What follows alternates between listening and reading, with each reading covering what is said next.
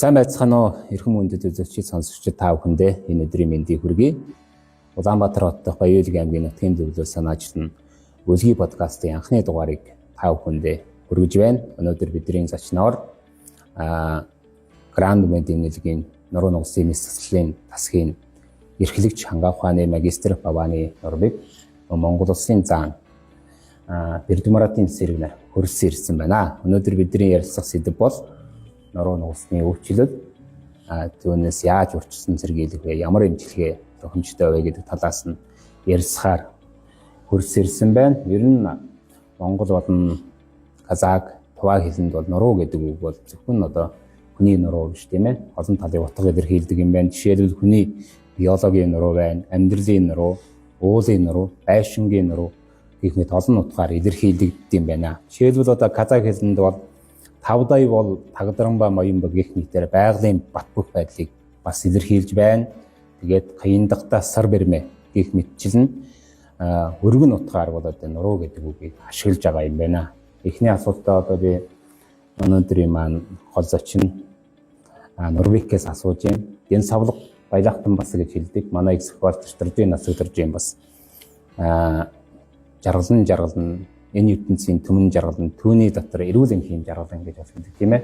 Эрүүл мэнд их чухал гэдгийг ойлгодог болсон байна. Тэгэхээр түрүүний нөгөө хэлсэн юун дээр нүүдэлчин хүмүүс ерөнхийдөө нөгөө юм хөдөлмөрийн чадварт нь яг нуруу нугс яг маш их нөлөөлж ирсэн учраас тэгэхээр ингээд нөгөө эр хүний одоо ноён нуруу гэдэг ч юм уу ингээд бүх юмыг нуруутай одоо зөөрлж ярьдаг байсан бахна. Тэгэхээр энэ болохоор манай одоо бидний нүүдэлчин амьдралын бас нэг юм хэв маяг, соёл, хэлний онцлог ингээд явж байгаа нь харагдчих тийм аа. Тэгэхээр ганцхан нуруу биш ерөнхийдөө л ер нь ингээд эрүүл мэнд бол бүх юм болчихлоо шүү дээ. Одоо жишээлбэл энд одоо Казак хэлний бас зүйрлсэн өгнүүдийг би бас энэ бичлэг болгож авсан байгаа. Яагаад гэвэл бид нар Баян-Үйлгийн аймгийн нутгийн зөвлөлт санаачилсан энэхүү подкастыг эхлүүлж байгаа учраас бидний ихийг сонсогчид маань бас Казакийн хатан байгаа, бас Баян-Үйлгийн аймгаас гаралтай Тува Уранхаа гэж зөндөө олон үндэстэн усаатны төлөөлөл байгаа. Мөн зөвхөн тийм биш одоо нуруу нугсны өвчлөлтөө бүх нийт сонсогчдод өнөөдрийн бидний подкаст бол хүрж байгаа гэдэгт итгэж байна. Тэгээд одоо Каяндагта сар бэрмэ гэдэг нь ер нь альва өвчтөө тэмцэхэд бол сэтгэл зүй хамгийн чухал тийм ээ. Тэгээд эмбэг стрессэн гэн савлаг болоод та сая хэлсэн хүн ер нь хөдөлмөрлөхөд бол хамгийн чухал тулгуур хэрэгтэн бол нуруу байд юм байна. Бас тазаалга гэн савлагтан тэплэг гэж байна. Тэгээд ариун цэвэр байдал бас хүний эрүүл мэнд маш чухал нөлөөтэй тийм ээ. Тэгээ хоол байна. Аш иссэн гэртөө мод гэдэг шиг тийм ээ. Тэгэхээр одоо бүхий л одоо энэ юу чинь хүний нуруутай холбоотой байд юм байна. Нурууны баг нь бол хүний биеийн уус нуруу тийм ээ. Одоо бид нар одоо уус нуруугаар ярьж байна. Энэ бат бөх байхгүй бол одоо хөлгөөн тэнцвэр алдагдана. Хүний амьдралын чанар унана. Мөн одоо би саяхан нурууны талаар подкаст хийхээс судлаад ирсэн чинь хүний нуруу, бидний нуруу бол 33-аас 34 үеэр бүрддэг юм байна л да. Тэгээ манайхан хэлдэг юм 33 настай мэн гэ. Тэгэхээр би одоо 33 нь одоо алтаан том ориглуудыг хэлж ингэж бодохгүй. Жишээлбэл одоо бүргэдийн оргил тэгээ одоо юу гэдэг вэ? Тэр найрамд оргил, малчин оргил гэдэг. Тэдгээрийг одоо 33 настай гэж хэлдэг болоо гэсэн чинь Алтай нуруу 33 салбарт том нуруутай юм байна. Том. Одоо Төв Азийн маань одоо том баг нуус юм байна шүү дээ. Одоо Төв Азийн одоо гол нуруун дээр нь амьдарч байгаа. Төв Азийн одоо энэ бат бөх байдлыг бол Алтай нуруугаар ингэ тэнцвэржүүлж байдаг. Яг тэрэн шиг одоо нуруу бол одоо хүн одоо хүний биологийн асуудлаас илүү байгаль ихтгэлийн зөндөө олон юмтай холбогдож байна. Ер нь сэрэг заанаас асууя. Эр хүний ноён нуруу гэж юу юм? Ер нь хүний биологийн нуруу бас маш сайн бат бөх байснараа мөн давхар нөгөө хүний сэтгэл зүй эр хүний ноён нуруутай байснараа энэ спортын том хамжилт гаргадаг байх тийм ээ. Баян-Үйлгийн аймгийн нутгийн зөвлөлт зохион байгуулж байгаа подкаст урьж оролцуулсанд баярлалаа. Нуруу нугсны Нурбекийнхтайгаа подкаст орж байна. За тэгээд нуруу одоо эр хүний одоо тэнэсээ асуусан асуулт нь байна. Тэгээд зөв буюу гэж одоо хамгийн гол нь одоо гэр бүл одоо авч явах одоо эр хүний одоо ганц одоо зорилго. Тэгээд одоо спортын одоо хамгийн гол одоо нуруу Тий, амжилттай Тэ амжилттай үндэстэн нуруу. Юм та. Тий. Манай Монгол улсад нуруу үндэстний өвчлөлийн ямар тохиолдлууд ирдэг байна? Энэ учир шалтгаан нь юу вэ? Ерөнхийдөө нурууны өвчлөл 3 янз байдیں۔ Тэгээ нэг нь болохоор яг үхээр одоо дискний сүлхийлт гэдэг ярьдаг та бид нар дискний эвэрхий гэж яриад байгаа. Тэр нэг сүлхийгээд гарч ирдэг хөвчлэн залуу хүмүүст байдаг. Одоо гэмтэл одоо спортын гэмтэл тэртэй шууд хамааралтай. Хоёрдугаар хэлбэрүүд нь дандаа мэдрэлийн сугийн нарийнсэлт гэдэг дандаа настай хүмүүст байгаа. За энэ болохоор нөгөө тархины судас нарийнсцэн гэдэг шиг мэдрэлийн явж байгаа сувгууд нь нарийнсчдаг. Тэгээ энийг бид нар насжилттай ер нь илэгдэлттэй холбоотой гэж үзэж байгаа. За 3 дугаарт болохоор яг нурууны нэг юм тогтвортой байдал алдагдсан гэж юм байгаа. Нуруу ингээд тогтвортой байх хэвээр тогтвор болчихдог байна шүү дээ. Тэрнтэй холбоотой. Тэгэхээр яг ингээд нарийн мэрэгжлийн эмчнэр нь үзээд энийг ингээд одоо яг ямар оншоор яаж өвдөж ингэдгийг тодорхойлдог байгаа. За харин ингээд тархалтын хувьд болохоор Баянуулгын аймагт их байна, бусад аймагт бага байна гэсэн юм бол байхгүй. Ерөнхийдөө нэг юм дэлхийд яг жигд байдаг. За өндөр хөгжсөн орон, дунд хөгжсөн хөгжил буурай орон бүгд адилхан байдаг гэж үздэг. Тэгэхээр яг нурууны хувьд болохоор бид нар одоо л яг тархалтыг нь яаж зогсоохтой биш ер нь цаашдаа яаж ингээд хамгаалах боломжтой вэ гэдэг талаас нь илүү анхаарч ярих хэрэгтэй гэж бид нар ухамсарлаж явдаг л гэсэн үг. Одоо жишээ нь би мэслийн тухай ярих гэж байна л та. Тэгэхээр мэслэлд орохдоо жишээ нь өдөрт нэг 3 мэсэл байлаа гэхэд нэг мэслээс нөгөө мэсэл рүүгээ шилжихдээ нөгөө сэтгэл зүгээ ингээд шилжүүлэх нь их чухал байдаг байхгүй.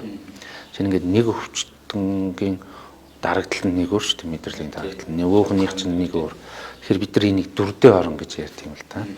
Нэг хагалгааг орчоод нөгөө хагалгаанд орохын нэг юм хэдэн минутын тунд дүрдээ шилжих хэрэгтэй байдаг байхгүй. Тэгэхээр яг ингээд тамирчин хүмүүс дотор бас нэг юм жишээ нь ингээд нэг хүнтэй барилдчаад нэг даваан дээр тэр дүрээсээ гараад дараагийн дүр рүү ордог тийм яг сэтгэл зүйн тийм холбоо байдаг баг тийм. Тийм болоо сэтгэл зүйн Нэгийн даванд аль толтой янз янзын толтой хүмүүстэй барилж байгаа. Одоо энэ Норвегийнхаа хэлдэг шүү. Тэгээд сэтгэл зүгээ бэлдэн. Чи одоо аймгийн тултантай яаж болох, улсын тултантай, аваргуудтай яаж барилдах вэ, арсантай яаж барилдах вэ? Тэнцэний 5,000 чихний амралт тэр хоёрын давар нь 3-ын давар шилжих хооронд. Таны сэтгэл зүй чи маш тийм. Төрийн наадам одоо улсын цол авах, улсын цолоос одоо жишээ нь би ч улсын начин болсон байх нөгөө баярлж хөөр саргаа тэр сэтгэл зүгөө нөгөө өөрийгөө барьж чадахгүй саргаа 6-ын даванд өөрийнхөө барилдааныг бас гаргаж чадаагаа. Тийм. Одоо энэ эмч хүн одоо тэр том хагалгаа хийж байгаа бас сэтгэл зүй бас чухал тийм ээ чухал. Тийм яг тэр одоо яг энэ подкаст нуруутай хүн гэдэг подкастын тухай ярьж байгаа. Тэгэхээр одоо болохоор яг хүн болгон өөр өөр юм мэргэжилтэй. Гэхдээ нөгөө сэтгэл зүгээ хэн удирдах байгаа нь амжилт гаргах чиглэл рүүгээ хэн нь өөрийгөө удирдаад хэн ингээд сэтгэл зүгээ удирдах байгаа нь илүү нэг юм амжилт гаргах магадaltaй юм шиг харагдаж байгаа учраас энэ подкастын бас тэгж ойлгож байна л гэж бодож байна л та. Тэр нөгөө юм сэтгэл зүй талаасаа бас илүүтэйгээ яригдах болов уу гэж бодож байгаа юм л та. Жишээлбэл одоо энэ Улаанбаатар хотод маань одоо ингээд түжрэх тэнд стрессцэн хүн руу өвдөх үү? Тийм ингэсэн юм байл л дээ. Нэг эрдэмт тэнгисэн ба Африкт нуруу нухсаар өвддөг хүн байдаггүй гэдэг хүмүүс ярьсан юм байна л дээ. Тэгээд тэр эрдэмтэд очиод тэнд судалсан чинь яг адилхан байна гэдэг байхгүй.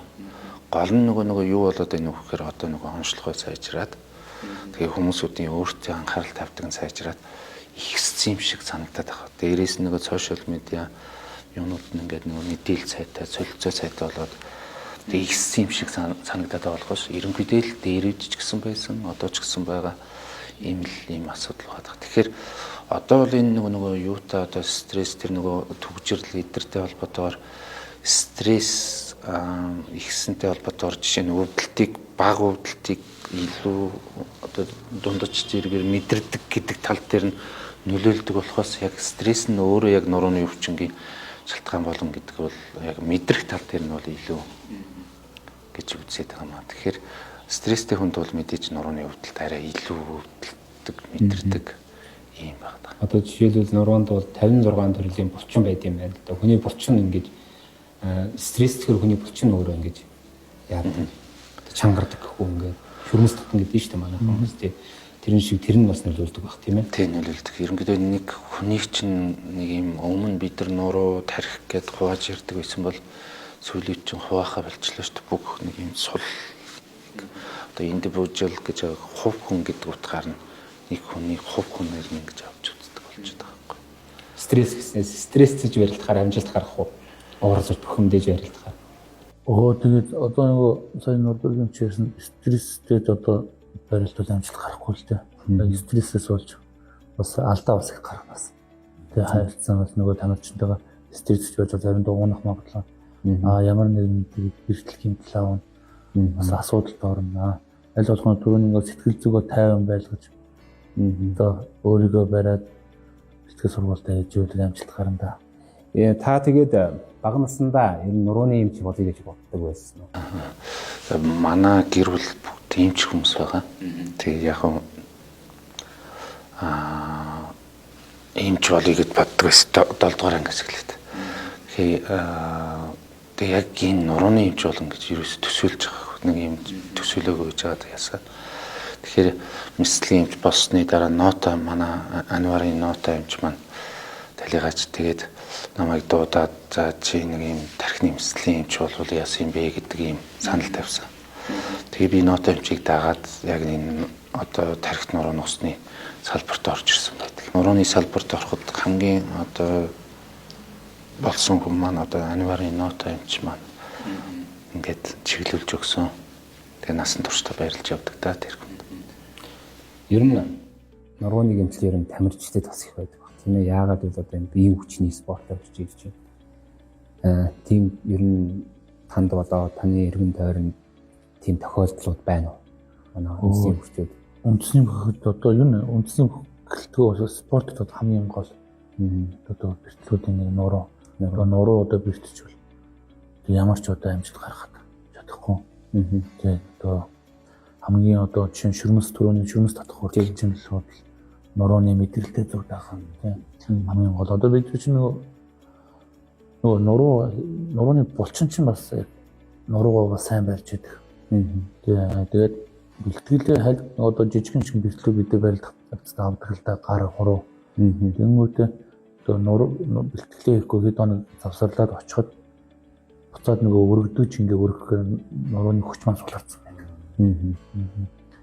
Тэгээд нурууны булчин гэдэг хамгийн бас гол бас нуруугаа бас барьж идэм болов гэж би бас бодож байна. Одоо тамирчдын хувьд одоо яг юун дээр алдаа гаргаж одоо тань дээр эмчилж байгаа одоо тамирчид байвал одоо яг ямар тохиолдлоос ингээд нуруугаа авахулсан ч юм уу нуруу гинцэн байдаг юм. Тамирчид ер нь ингээ бий болохоор яг одоо бид нар шинжлэх ухаан ингээд ойлгоход хэцүү л дээ. Тамирчдын нурууны зургийг аваад үзэхээр бараг л ингээд явж чадж байгаа юм уу гэмээр нурууны зургийг гэхдээ ямар ч өвдөлтгүй байдаг. Тэгэхээр одоо энгийн хүн дээр тийм нуруутай байвал бас явж чадхааргүй тийм нуруутай байхгүй. Тэгэхээр миний хэлэх гээд байгаа зүйл болохоор яг шинжлэх ухаан ойлгохгүй байгаа бид нар ойлгохгүй байгаа юм байгаа. Тэгэхээр тамирчдын нурууг ингээ харахаар яг ингээ бүр айхт руу өөрчлөлттэй мөртлөө ямар ч өвдөлтгүй явдаг. Тэгэхээр тэнд нэг юм маш олон юм нөлөөлдөг юм шиг байна. Сэтгэл зүй ингэс. Яг тамирчдын хувьд яг илүү гэмтэж байгаа тохиолдлууд нь болохоор ихэнх нь барилдаж байгаад гэмтэхгүй байгаа юм. Бэлтгэлийн үед гэмтээд байгаа. Тийм. Тэгэхээр тэр нэг халаалт малалттай холбоотой байд юм уу сайн мэдэхгүй байна л да. Ямар ч гэсэн ихэнх нь ямар ч гэсэн ер нь бэлтгэлийн үед л гэмтээд байгаа. Харагдаад идэг. Одоо сая хэллээ. Яагаад бэлтгэлийн үед гэмтэж байгаа? Сая нөгөө яг тэр нөгөө хүчний бэлтгэл бид нар хийдэг. Бидний одоо хүчний бэлтгэлээ хийж бас одоо форм хадгалдаг байгаа. Бидний гол одоо амжилт гарах одоо үндэс. Тэн дээр бид нэг хит бас нэг нуруунд дээр хүнд ачаал авдаг чинь.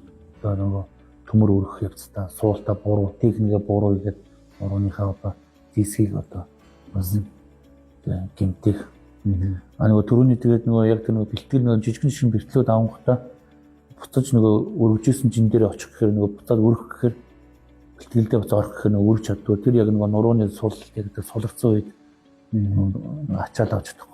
Нөгөө бэлтгэл тогтмол сайн хийж нуруу өргөхөд нөгөө булчин маань зангирсан байж булчин барьсан болохоор нуруу өвдөхгүй яваад.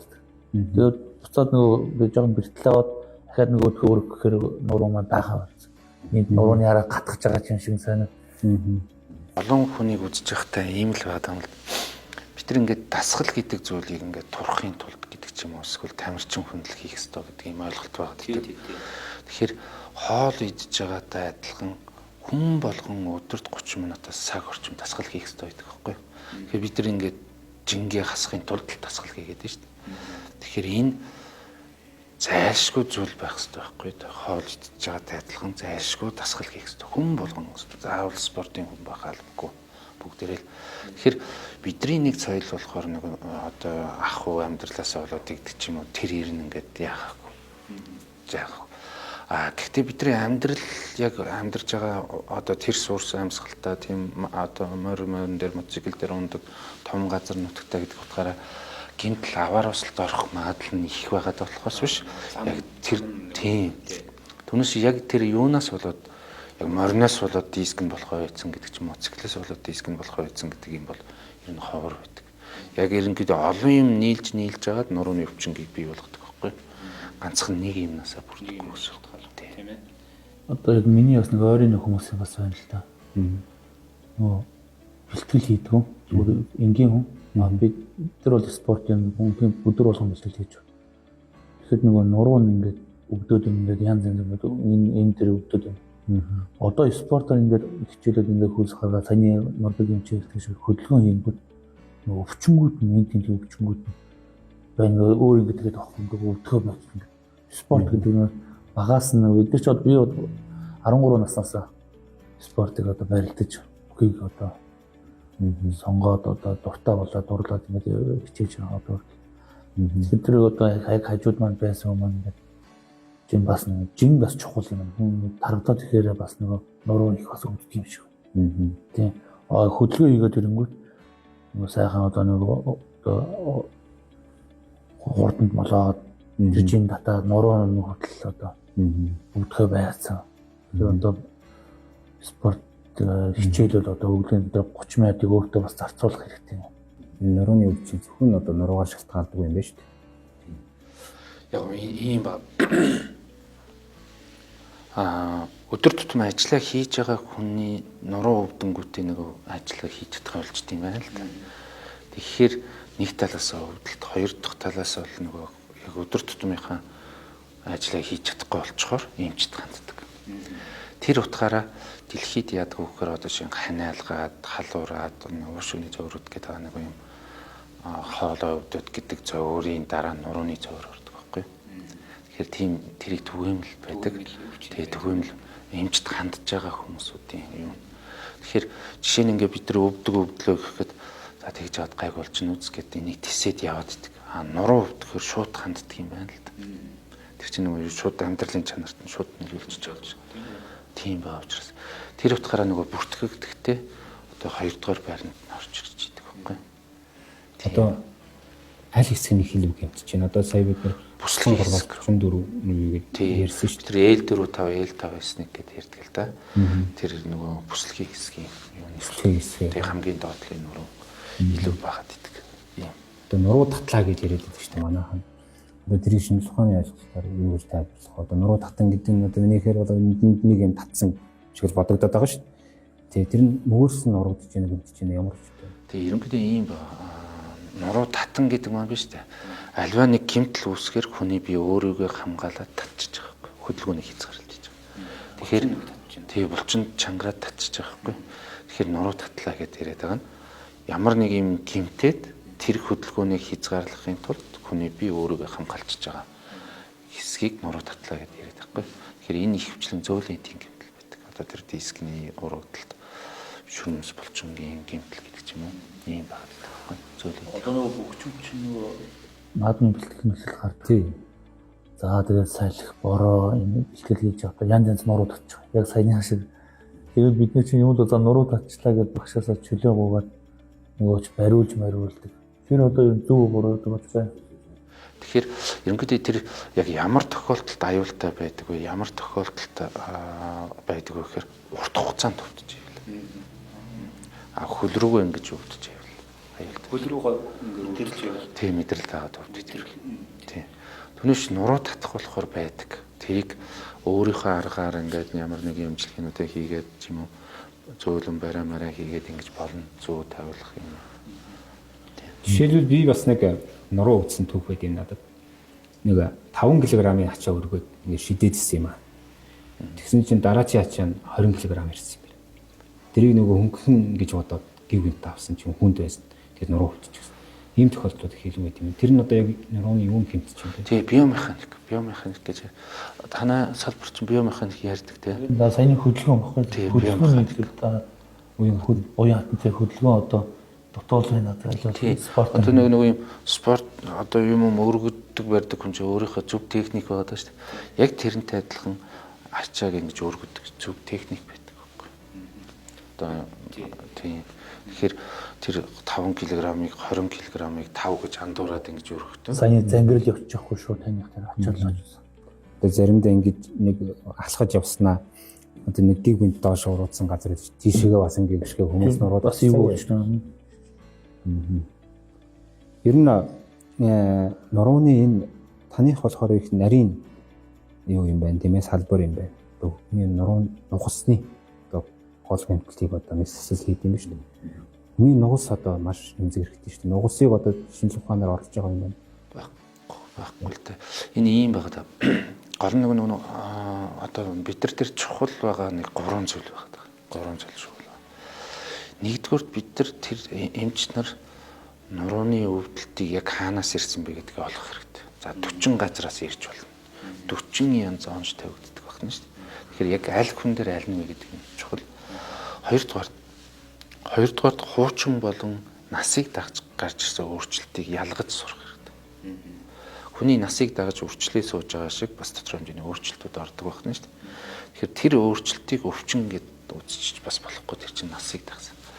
Гуравдугаарт нурууны тэр нөгөө хөдөлгөөн, нуруу өөрөө хөдөлдөг хэрэгтэй байхгүй. Тэгэхээр зураг ч юм уу ямар нэг юм авахтай хөдөлгөөнгөө ойлгож чадах авчдаг. Тэгэхээр хөдөлгөөний тооцох хэрэг гардаг байна шүү дээ. Тэгжижил ингээд дэмжилдэг юм л. Тэгэхээр энийгээ тэгээд нэг оншоо зөв тавьсан багтал одоо л дэлхийн хөгжүүд имчилгээ нь бол боломжтой болж байгаа. Хүчний дасгал гэд байгаад байх шиг байгаа юм. Тэгээ изометрик дасгалууд гэд байгаад байх шиг. Бидний яг нурууны дээр бид нар зөвлөдөг хүмүүс нь болохоор изометрик дасгал. Гимтэхгүйгээр хийдэг дасгалыг яриад байгаа юм. Тийм ерөнхийдөө гимтэхгүйгээр хийх хэрэгтэй байхгүй. Тэгэхээр гимтэхгүйгээр хийдэг дасгалууд нь болохоор яг нурууны өвчтэй хүмүүст зөвлөдөг бидний 4 дасгал байна. Алхах, ер нь супер алхах байдаг. Өдөрт 30 минутаас 1 цаг орчим алхах хэрэгтэй. Дугуунах, усан цэлэх, уулруулах гэдэг тийм 4 дасгалыг гол нь яадаг. Яг тамирчтай болохоор нөгөө хүчний дасгал руугаа илүү анхаардаг байх л та. Пауэр гэдэг тийм. Тий одоо гол одоо нөгөө бидний нөгөө ачаал авах одоо нуруу хүлээдүүд болохоор бидэд гол одоо тэрийг өнөө багш маань хэлдэг байсан. Нөгөө хамгийн гол нуруугаа гэмтэж болохгүй шүү одоо барилдах хамгийн хэрэгтэй шүү. Тийм. Юу нөгөө хүнд ачаал авч болохгүй. Яг саяных шиг нөгөө техникээр хийх, техникээр заадаг. Нэг энэгаа өгдөө шүү дээ. Одоо казах хэлээр бол юу гэдэг шүү дээ. Сэнэн арханга хүн гөрөвжирмэн харган гэдэг шүү дээ, тий. Тэрийг одоо монгол хэлээр орчуулсан нэг энэгаа өгдөө шүү дээ. Сэрэг зам гэхгүй тэр. Сонсч байгаа. Одоо сэнэн арханга хүн харган гэдэг үү? Харгам сэнэн арханга хүн гөрөвжирмэн гай гэдэг шүү дээ. Зэрийг нөгөө монгол хэлээр орчуулахдаа хар хэрэг минь чиний нуруунд дээр хар үзэж юм. Хар хэрэг. Тий. Энэ салбараараа манай улс бас дэлхийд хэрэг хэмжээнд байна. Ийм байна. Дэлхийн ингээ өөрчлөгдөд идэм байна л да. Ерөнхийдөө ийм давтамж нэг 8-аас 10 жил тутамд л өөрчлөгдөв. Тэгэхээр 2016 онд нуруу нугасны салбар ингээд газар тэнгэр шиг ингээд өөрчлөгдсөн. За тэр үед нь бид нар азар тэр өөрчлөлтөндөө дагаад өөрчлөгдөжгүй. Тэгэхээр жишээ нь Европ, Америк ч юм уу энэ Европын орнууд ч юм уу бусад улсууд нь яг тэр дагаж өөрчлөгдөж чадаагүй тухайн үед. Тэгэхээр тэр нэг улс төрийн байдал одоо олон юм нөлөөлдөг баг л та. Тийм. Тэгэхээр яг тэрний азар бид нар нэг юм эргэл дээр ингээ эргээд тэр технологи маань одоо дэлхийд одоо шалгараад одоо тэд нар дэлхийд тэр технологиг судлаад байгаа байхгүй. Гэтэл бид нар аль хэдийн 8 жил болчихж байгаа. 9 дэх жиртэй орчиж байгаа байхгүй. Гэтэл бид нар ингээд туршлагатай болсон тоонд орчиж байгаа. Тийм. Тэгэхээр саяны нөгөө асуултан дээр би энэ асуултыг жоохон урт хариулах сонирхолтой байна л да. Одоо сая дэлхийд бид нар хэддгээр байранд явж байна вэ гэдэг. Тэгэхээр анагаах ухаан гэдэг маань өөрөө инэрэнгүй юм шинжлэх ухаан шүү дээ. Бид нар нэгдүгээр байранд орох, хоёрдугаар байранд орох нь чухал биш. Бид нар яах ёстой гэдэг юм бэ гэхээр дэлхийд шалгарсан технологиг, шилдэг технологиг Монгол улсад нутагшуулаад тэр шилдэг дэлхийд байдаг технологиг энэ улсын иргэд хүртэх ёстой байхгүй. Тэгэхээр тэр лүү анхаарах ёстой гэдэг юм байна. Тэгэхээр 1, 2 дугаар байранд орох нь чухал биш. Тэр нөгөө технологиг нутагшуулж чадсан уу гэдэг. Тэгэхээр тэр ч утгаараа яадаг гэхээр одоо олон улсын ингээ хуралд орохдоо, оролцохдоо, тэнд очихдоо гол нь нөгөө шилдэг технологи нь танигдахгүй. Жишээ нь Узбек улсад тэрний технологи байж болдог байхгүй. Хятад байж болно, Америкт байж болно.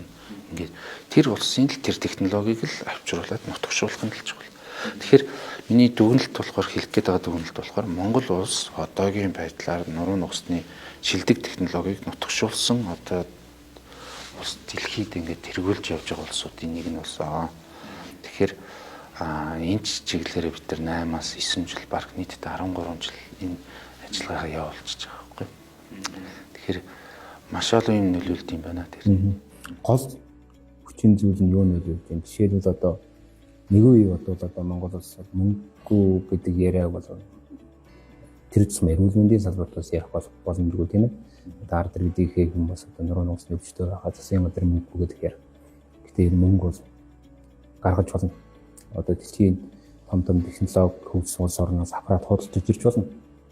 Гол нь одоо миний бодлоор хүн юм байна тийм ээ. Одоо тэр хүнээ бэлдсэн байхад одоо жишээлбэл одоо танаа багш бол нота багш тийм ээ. Та тэр хүн бас нота багшийн тухай ирсэн. Тэр хүн бол 1945 онд ирсэн хүн. Гэж та тэр хүн бас ирсэн.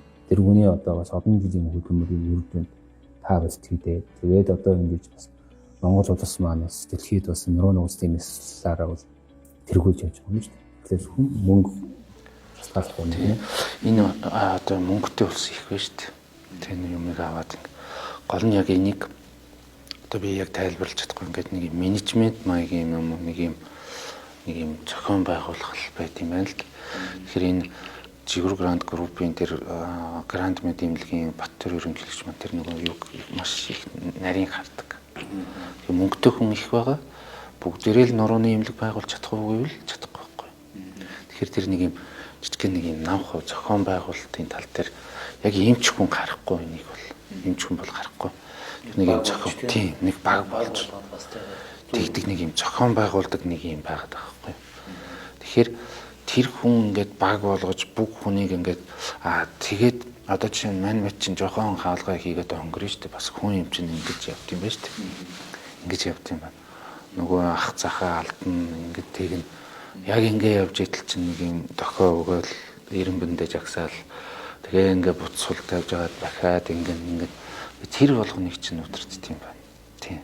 Тэгэхээр тэр хүн болохоор зөвхөн юм мөнгөний бизнес хийж байгаа мөнгө биш тэр зохион байгуулалт эмнэлэг биш. Дээрээс нь бид ингээ хүмүүжлж идэг. Цаанаас нь ингээд нэг юм бие таваад эхлэхээр нэг дохио ороод ирнэ.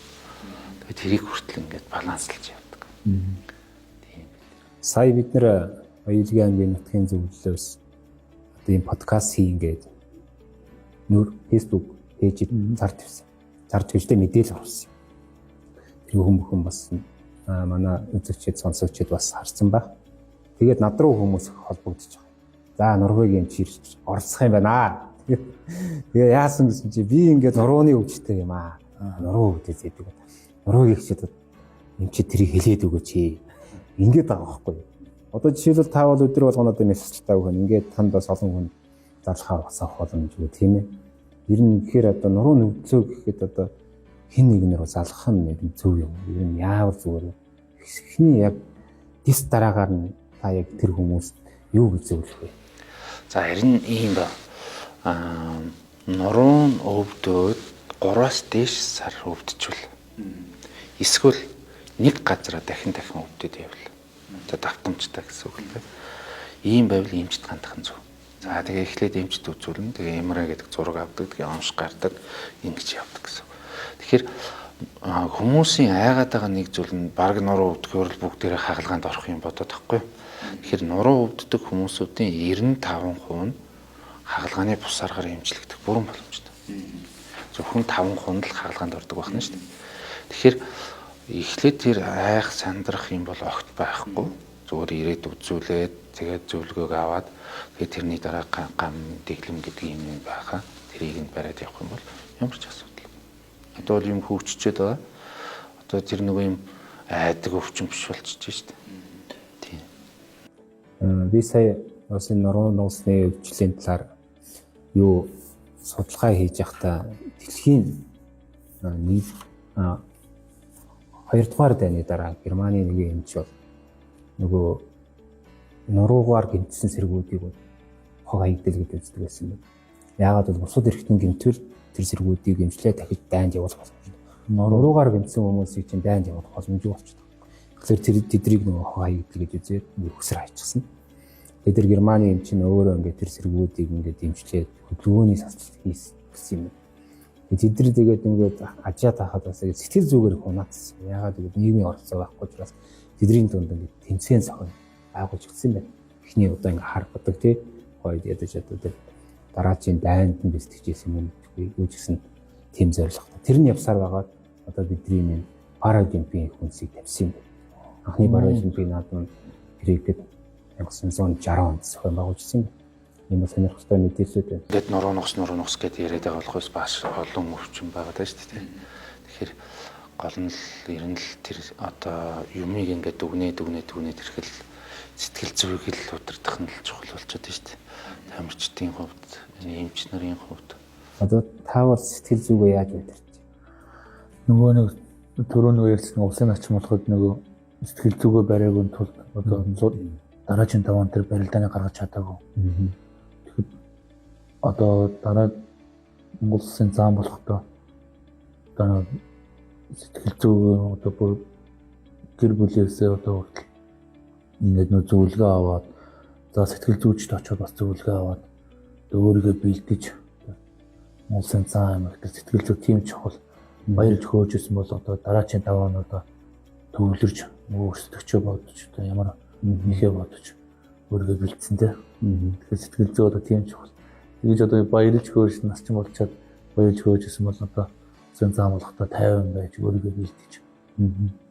Сэтгэл зүгээ тэгэхэд юм бодно шүү дээ. Яг юу бодож чинь.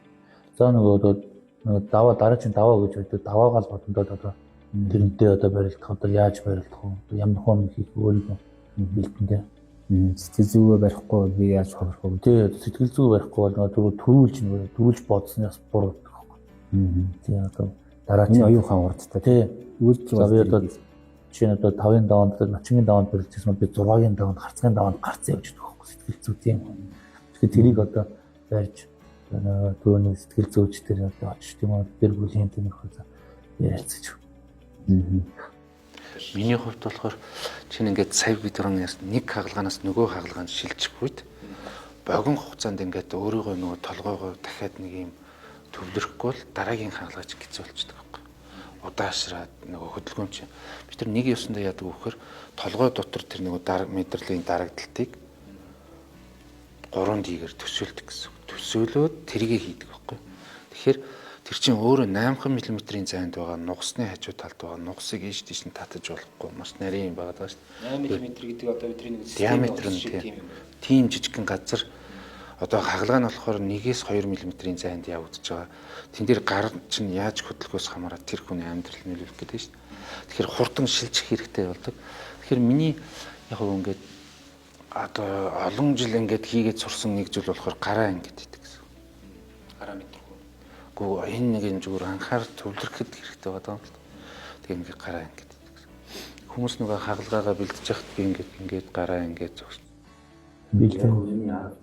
Тэгээ өөрөөр хүн бид нар ч бүгчүүд бас тийм шүү дээ. Яг өөрийнх нь ямар хөдөлгөөн янз өөрийгөө тайвшруулж байгаа хөөж. Тэгээ одоо ч нөгөө хөгжим бас сонсноо хүн өөрийгөө тайвшруулж нүдэ анаад хөгж. Янз янз байгаа. Тэмдэг адилхан л юм л та. Тэгээ төвлөрөө сууж байгаа. Дараа чинь даваагаа хүртэл. Тэгэхээр Нобель юм ч тэр хагалгааны хүртэл нөгөө хүн бэлдэж байгаа өөрийнхөө яаж бэлтгэн. Одоо аав ээж нь ингээ орохоос өмнө уйлаа зогсож исэн юм уу, ар гэрний эхнэр нь ингээ байсан бол тэрийг бодох юм бол улам нөгөө толгой чинь төвлөрөхгүй. Тийм учраас яг өвчнөө ботчихдаг гэсэн үг. Тэр хүн одоо тэрийг бодно л тоо ар гэрийг бодно. Гэхдээ өвчнгөө бодчихвол би тухайн момент төвлөрөх маань илүү хурдан төвлөрдөг. Тэр дискний нугас хавчуулгууд ингэж хэллээ тийм ээ. Тэр одоо яахлаар ингээ хавчуулдаг шүү дээ. Тэгээ олон жилийн үр дүнд гарч ирээд нөгөө мэдрэл диск маань муудаж байгаа доторх нь байдаг гэл гарчиж байгаа. Муудна гэхээр одоо тэр элэгдэж ялгуулж хэлэгдэж байгаа. Билэгдэхээр тэрийг ингээд шингэн орсуулж болохгүй. Шингэн байхгүй болно. Тэр шингэнийг юу нөхдөг юм бэ?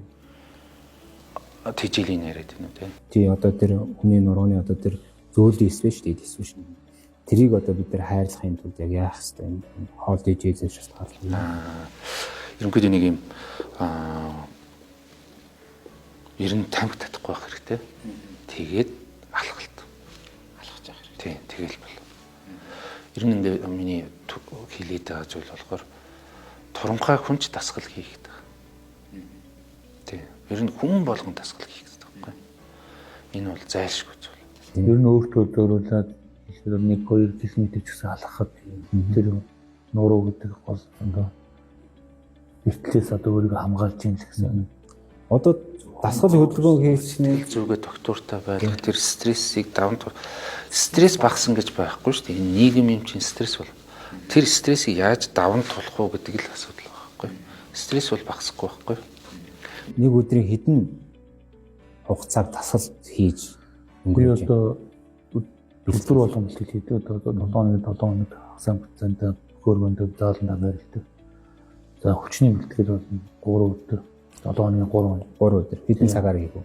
За одоо 2-оос одоо 3 цагийг зарцуулж байна да. Хүчний бэлтгэл хийе. За дараа нь за тэгээд 2 дөрөвдөдөө болохоор үндэсний бүх барилдаанд барилдаан. 7 хоногийн 5 өдөр бэлтгэл хийж байна. Үндэсний бүхээр барилдахаас одоо нурууны өмнөх юм байна. Чухал байна. Чухал. Зарим хүмүүс одоо ингээ хараад байхад амар том биеттэй, том гоё биеттэй нуруулаг залуучууд байна. Тэгээ нэг тийшээ хазаавал тэгээд тэр чигтэй байна. Зарим хүмүүс ингээ өнгөрөө босоод ирээд. Тэр бас нуруу тоглох юм. Би юу яагаад ер нь спорт сонирхдаггүй байсан. Огт сонирхдаг. Яг 10 жилдээ энэ юу яагаад. Тэгээд миний ингээд үндэсний бүхийг сонирхоод сэрэг начи аваад тэгээд би замдаа ингээ машинаар үлгийгээс наашаа явж ийсэн үед нөгөө FM шиг юм сонсож аваад начи авлаа гэдэг байгаа байхгүй. Тэгээ ирээл ихтнэр хүүхдүүдэд буулгаал шууд юу яагаад нөгөө би ах руу залгаад хаана ингээд тэгээ яваад очсон. Бөөр баярлаад. Тэгээд тэрнээс хойш нөгөө үндэсний бүхийг ингээ айхтар их сонирхдаг болчихдог. Өмнө ерөөс спорт сонир. Тэгэхээр нөгөө бас сонирхдаг болсон нэг шалтгаан маань яах вэ гэхээр яг ингээд гардаж массаж хийгээд эхлэхээр туршлага гэхээсээ илүүтэйгээр тархины энэ нэг юм өөрийгөө удирдах, сэтгэл зүйгөө удирдах нь 90% байдаг юм байна гэдгийг ойлгож байгаа байхгүй. Тэгэхээр би нөгөө бүхийг бараг 99% нь сэтгэл зүйтэй холбоотой байх гэж бодож байгаа. Биений хүчнээс гадна.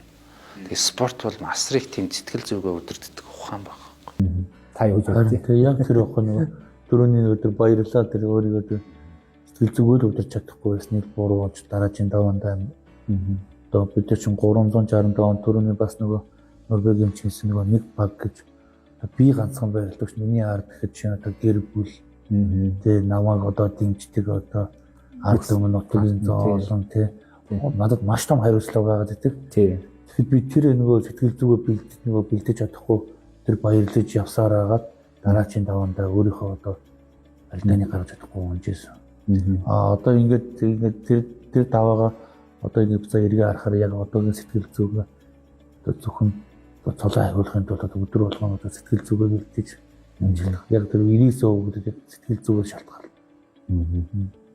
Одоо жишээлбэл таныг баярлахад бол таны одоо ноён нурууны саад бас арт хүн баярлж байгаа. Таныг яг миний ард одоо таавнахад бол бид нар бас дагаад уунаад чи бүгд ирцэн ингээ нэг нэгэндээ бүр ингээ хаана байна ингээ бүр тэр чин тусдаа энд тэнд ингээ баяр болж байгаа байхгүй. Ачаа авахад тэгээд уцаар өгсөн зөвлөгөө хүнд хэрэг болдог уу?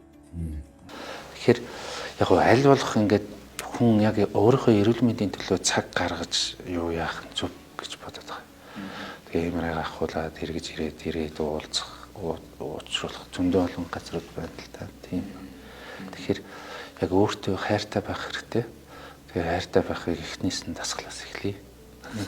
Тэгээ өдөрт нэг цаг орчим дасгал хийдэг бол ёо л гэж хэлмээр байна. Тийм. Одоо та дөрөв бас ирсэн тийм ээ. Өдрийн бараг л ер нь 7 хоног болгоно дасгал хийж ийн амжилтанд хүрч байна. Дасгал хийхгүй бол тэгээд амжилт орно боох ба. Тэгээд дасгал нөгөө түрүүний нөгөө дасгал хийх болохоо тэгээд нэг өдрийн бэлтгэл алдахад саяны дээр нуруу чинь нөгөө өргөжсэн нөгөө өгч авч чадахгүй хамгийн гол тийм. Тэгэхдээ адилхан л тэр өдөр болгоно бэлтгэл хийж тэр том зорилго дээр хүрэн тийм. Үүндээ тавьсан том зорилгонд өхийн тулд өдөр болгоно бэлтгэл. Ар гэртээ цаг гаргаж чаддгүй шүү дээ. Эсвот. Тэгээд ер нь амжилтын хамгийн гоё юм нь одоо арт түнтэйгээ сайхан баярлах гоё баг тийм. Тийм. Өчигдөр зоосон дэмждэг хүмүүс маань Таны нэг ингээ гүйжсэн зураг байдаг шүү дээ. Тэр заан болсны дараа начин болсон. начин болгоод гүйжсэн тийм. Хамгийн гол тэр тэгж баярлаа. Сэтгэл зүйч гинт алдчих байгаа байхгүй. Яг дөрөвний яриад. Ингээд даваад баярлж байна эсвэл би одоо даван гэдээ баярлаад ирсэн эсвэл яадаг юм. Тэр яг нөгөө одоо нөгөө дэвчин бас баярлаад бас 13 наснаас гэж баярлцсан. Олон одоо юм туулж байгаа ш. Сэрэж бүх юм л одоо тэгэл тийм гарч байгаа шүү. Би одоо өөрөө тийм мэдгүй ш. Яаж тав.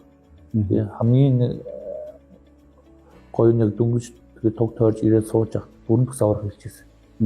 Жигийн даванд ханаагүй шүү. Там дахиад там цаал даваа байгаа шүү. Энд 50. Тэгэхэд 50 чадахгүй нутгийнх маань бүгд ингээ хүрээлсэн. Баяр хүргээ авч байгаа. Би алид ёо. Наачи бол дараагийн даваа тоохгүй явж. Тэгэхээр бас одоо бөхчүүд ингээ даваад ирэхэд нутгийнх нь одоо эргэн тойронд байгаа хтөнөр бас өөрөхгүй 50 байх юм л дээ. Тэр яг одоо ингээ гадаадд ингээ том тамирчдын хажууд тийм хүн байдаг байхгүй. Одоо байнгал зүйл. Хүн эмчин хүн ингээ заримдаа бие тоон ингээ эмч хүн ч гэсэн тэгдэж штэ. Нөгөө юугаа алддаг. Тэгэхээр байнга ингээ зөвлөөд энэ холоос ингээ хараад ингэдэг шүү, тэгдэг шүү, чи ер нь жоохон болохгүй байгаа даа шүү гэдэг ч юм.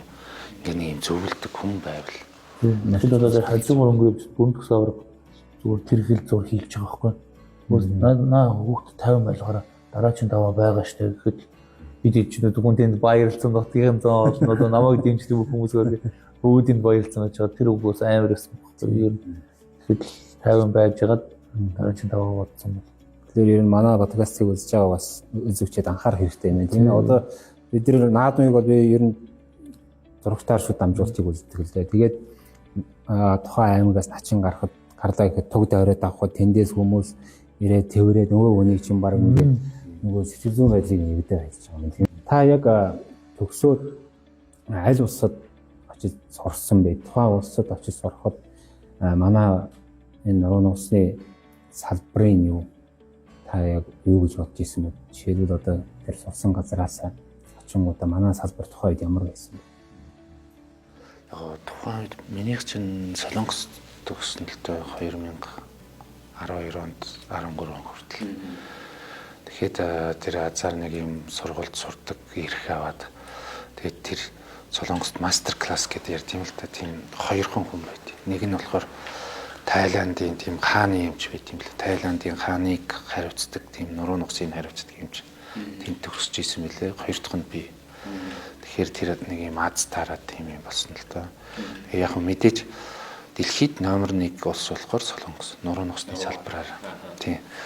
Дэлхийн одоо чинь Америк болохоор зүрх судасны өвчлөлтийн хамгийн сайн эмчилдэг гэдэг ч юм уу. Япон тархины эмчилэл дээр сайн гэдэг ч юм уу. Өөрийн онцлог байна. Германчууд одоо өвдөг үеиндээ сайн гэдэг ч юм уу. Тэгэхээр Солонгос улсын сайн салбар нь бол нуруу. Тэгээд тэр азар тэр юмд нь сурч одоо тэдний эрдэмээс нь суралцах тийм завшаа нь олдсон. Гол нь сураад өнгөрөх биш тэрийг нутагшуулахад одоо яг ингээд одоо тэр институт буюу тэр бүтцийг бий болгож өгсөн хүн болохоор тэр Жигүүр гранд групп буюу гранд мэд юм л байхгүй. Одоо энэ гар утасны хэрэглээ гэж юм байна. Одоо ингээд 10 минут одоо ингээд над шиг ингээд тонгоогоод гар утас авахсан хүн одоо нуруунд дээр бараг 30 мг ячаа. Юурдэх хэмжээний юу очдөг гэж тарандаж. Тэр яг тэр дарамтын хүний эрүүл мэнд нуруунд яаж муугаар нөлөөлөх вэ? Хүзүүний хамгийн том асуудал тэр болчиход байгаа байхгүй. Тэр болчиход байгаа. Тэгээ энэ хүмүүсийн нөгөө юм булчингийн хөгжилж муудчихад байгаа. Тэгээд юутай бол. Одоо энэ хүмүүлэмжийн голцоо нууцсан зих хамаг анхаарлаа өгч байна. Тэрнээсээ нуруу нугсан хамгийн гол нь хүзүүний бэртлүүд. Тэгэхээр ерөнхийдөө л нэг юм бүх химик одоо сая чинь бид нар ярихдаа нэг юм хүний ноён нуруу сэтгэл зүй бүгдийг ингээд нуруутай холбоотой шүү дээ. Тэгэхээр ингээд тэр Монголын ард түмэн байна. Тэр нурууг хэрэн чухал гэдгийг бүх химик чухал зүйлүүдийг л нуруутай зөвөрлөд ийсэн байна шүү дээ. Тэгэхээр нэлээд одоо дээр үес л ач холбогдол өгч ийсэн харагдаад. Яг ингээд байнгын ээлж ажил хийдэг нэг ажлыг ингээд давтамжтай хийдэг хүмүүсүүд тэр тохиолдод байгаа өвчин болохоор нэгдүгээр тэр нөгөө байнга давтамжтай баг ажил нь ингээд нэг юм өргөө тавьдаг гэдэг чинь хоёрдугаар бас нэг сэтгэл зүйн бас нэг юм ачаалтай стресстэй ажил байхгүй. Тэгэхээр эндээс бол яг урьдчилан сэргийлэх ганцхан зүйл болохоор энэ давтамжтай ажлыг аль болох хийхгүй байвал нэг байнга өргөө тийшээ өргөөд ингээд дээрээс нэг сэтгэл зүйд тогтвортой стресстэй айлах юм ажил давхар хийж ивэл тэгэхээр би хоёр юм яриад байна шүү дээ. Нэг нь болохоор нөгөө юм дасгал хөдөлгөөн хийгээд нуруунд дээр хийж байгаа ачааллыг бууруулах, хоёрдугаар сэтгэл зүйгээ бас нэг юм тогтвортой байлгах, стрессний сайлуулах байх.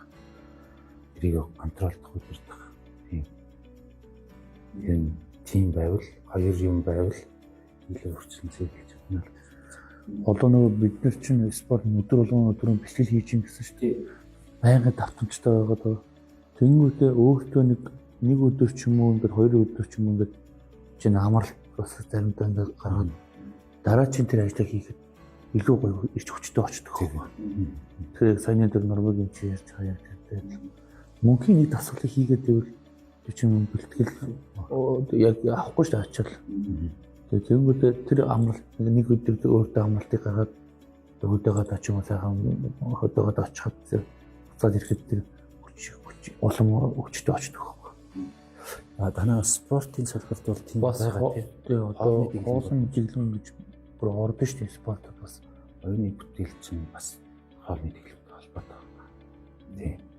Тэгэхээр маш сайн одоо ном бичдэг хүмүүс, судалгааны ажил хийж байгаа хүмүүс чинь тэрийг хоол хяндаг. Хоол зөвхөн хүний бие хүчнээс тийм оюуны хөдөлмөр чинь 100% хамааралтай байхгүй. Тэгэхээр бид нар өдөр тутмынхаа 3 хоолоо идээл ах юм бол бас оюуны бүтээл гарах нь ховор. Тэр одоо бясалгаж байгаа хүмүүс чинь муудан дээр ингээд хэдэн жилээрээ суус муус ингээд нэг нэрээ тэр болгоомж юм учраас зүйл гэж боддог байна. Бид нар одоо нөгөө наадмын бэлтгэлд гараад нөгөө сар бэлтгэл хийдэг. Наадмаа зориулаад. Тэгэхээр хүнд хоол хийдэг бас хамаагүй тийм.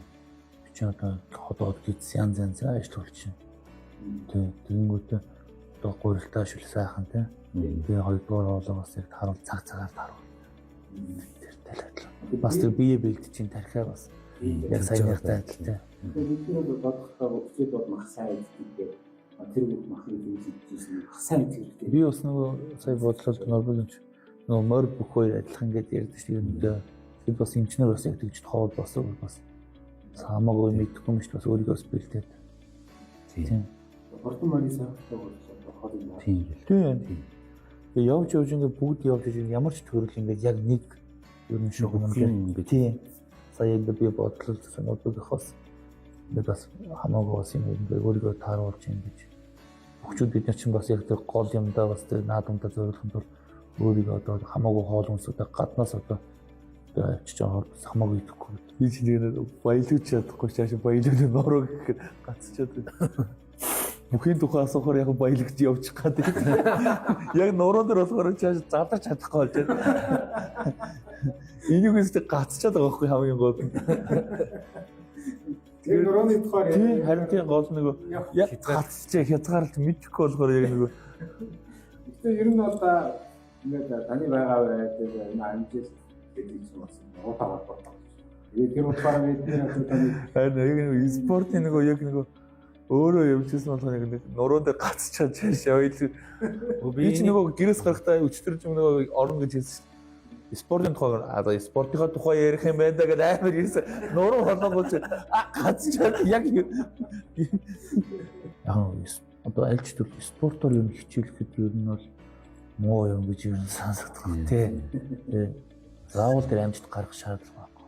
Тэр хүн өөртөө тэр спортоос одоо амжилт одоо юу тэр стресс бүх юмаа тавьж амт хөлсө гаргах тэр хөлс гаргахад л хамгийн одоо ажил кап гэх юм. Өнөөдрийн принцип бол нарын усны өөрчлөлт. Тэрнээс өөрчлөсөн сэргийг яаж хамгаалах вэ? Тэр нь нуруутай хүмүүс ямар байх вэ? Нуруутай байснараа хүн амьдрал ямар илүү давуу чанартай байдаг тийм амжилтанд нь яаж нөлөөлөх гэдэг холбоо зүйлсээр ярилцлаа. Бидний урилгыг хүлээж авч ирсэнд маш их баярлалаа. Хэрхэн үзэгчид хэрхэн сонсогчдоо та бүхэндээ хоёулаа Улаанбаатар тийм зөвлөс санаачлан өгж байгаа өсвий подкастын анхны дугаарыг энэ хүрээ гаргаж байна. Дараагийн дугаараар бид нэр бас боловсрол эрүүл мэндийн одоо нийгмийн хамаарсан олон хүрээний асуудлаар ярилцаж та бүхэндээ хамт байх болно.